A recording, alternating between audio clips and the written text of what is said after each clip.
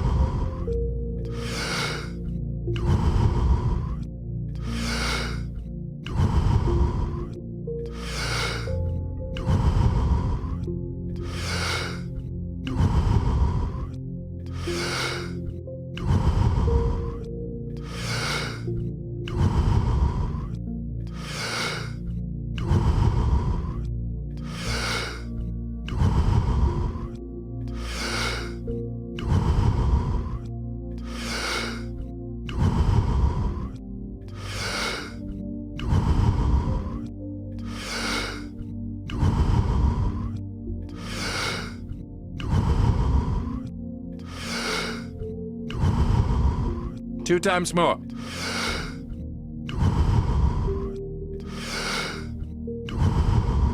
And stop. Well, a habit is a redundant set of automatic, unconscious thoughts, behaviors, and emotions that's acquired through repetition. A habit is when you've done something so many times that your body now knows how to do it better than your mind. So if you think about it, people wake up in the morning, they begin to think about their problems.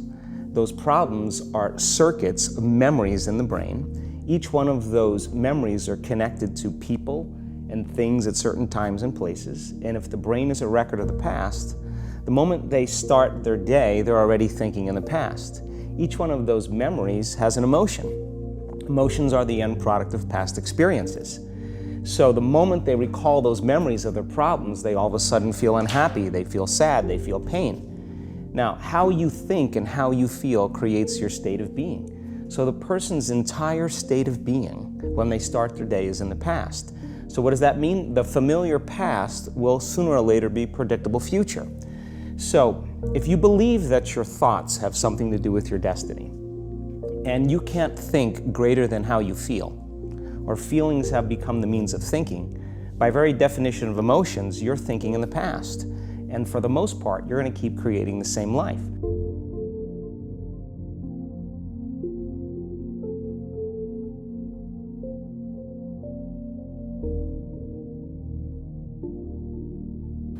Whenever you... Okay, and now fully in. And hold. And squeeze a little to the head. Because it's nice. That's oxygen in the brain. Feels good. Natural hormones released. Dopamines. Serotonins. It's all good. 10 seconds. Okay, you can let go.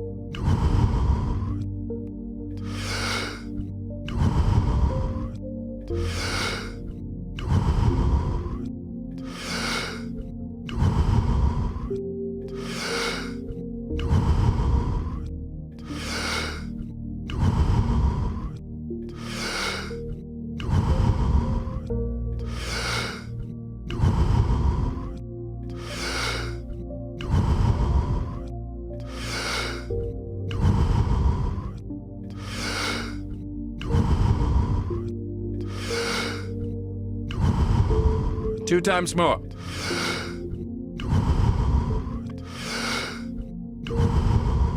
And stop.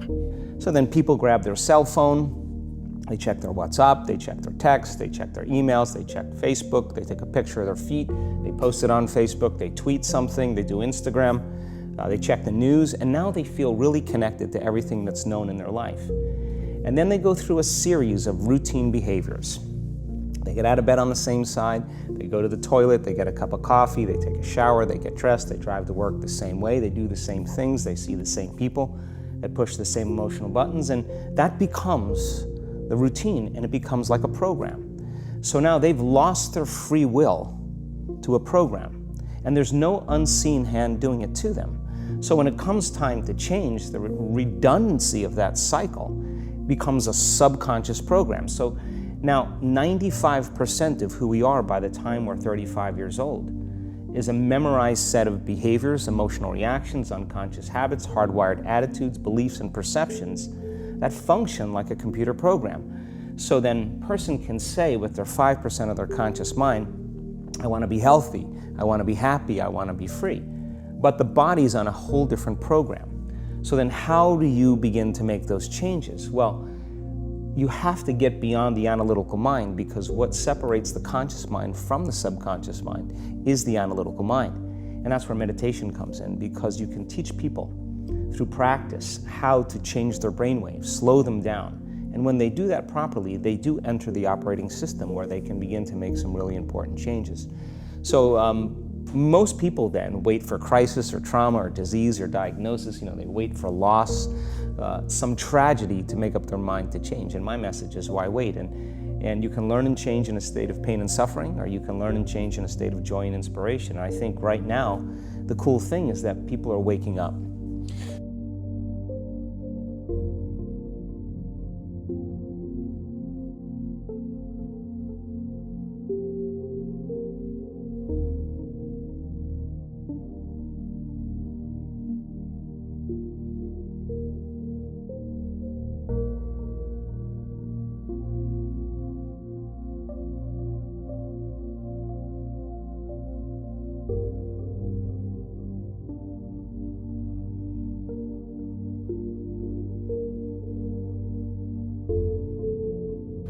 Whenever you've, okay, and now fully in.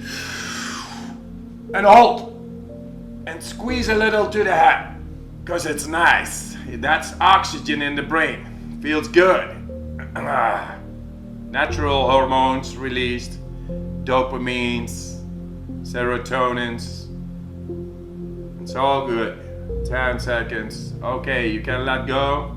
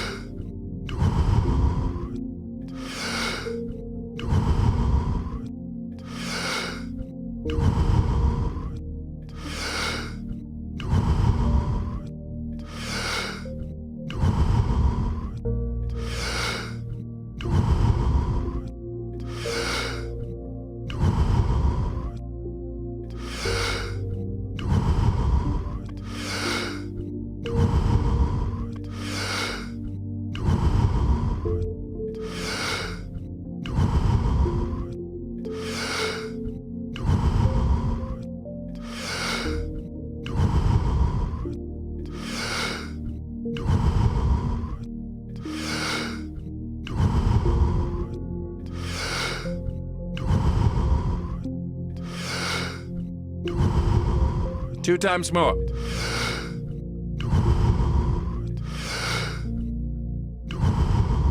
And stop.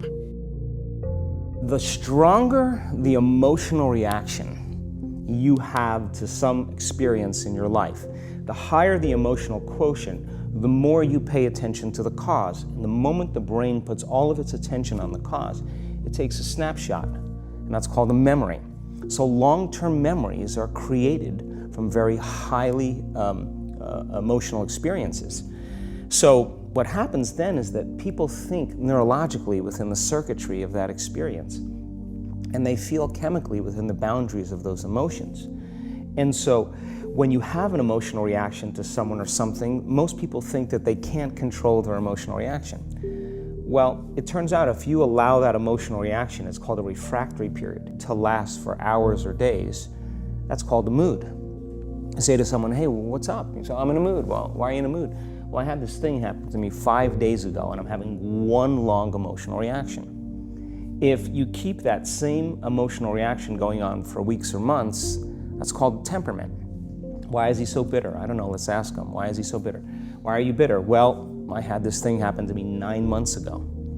And if you keep that same emotional reaction going on for years on end, that's called a personality trait. And so learning how to shorten your refractory period of emotional reactions is really where the work starts.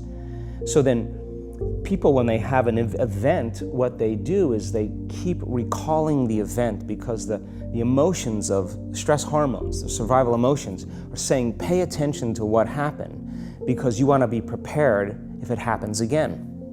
Turns out most people spend 70% of their life living in survival and living in stress. So they're always anticipating the worst case scenario based on a past experience. And they're literally, out of the infinite potentials in the quantum field, they're selecting the worst possible outcome, and they're beginning to emotionally embrace it with fear. And they're conditioning their body into a state of fear.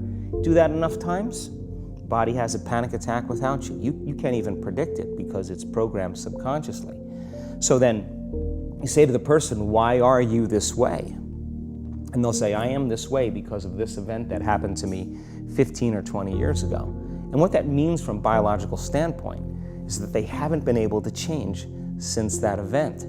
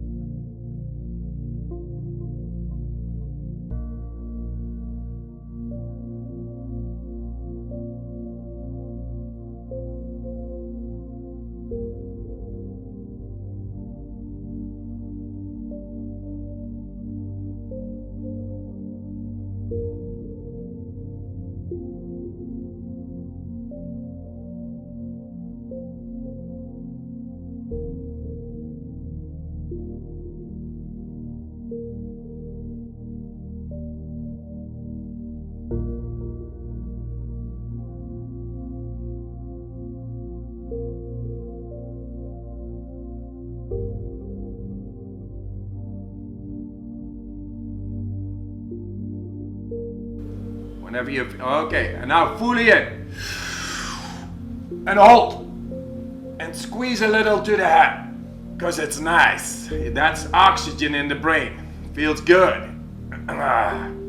Natural hormones released. Dopamines. Serotonins. It's all good. 10 seconds. Okay, you can let go.